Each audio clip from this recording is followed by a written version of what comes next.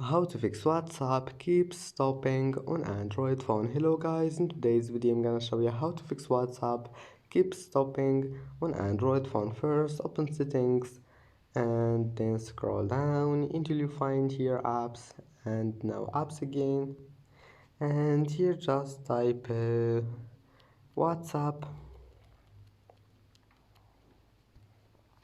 and here is it. Click on it, this one here, and now just scroll down until you find storage,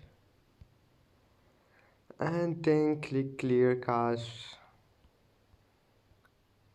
and then click force stop.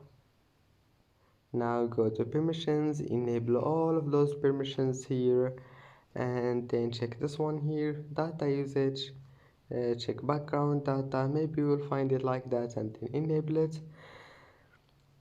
And now just restart your phone and try again, and your problem must be fixed. And that's it for today's video. Don't forget like and see you in the next video.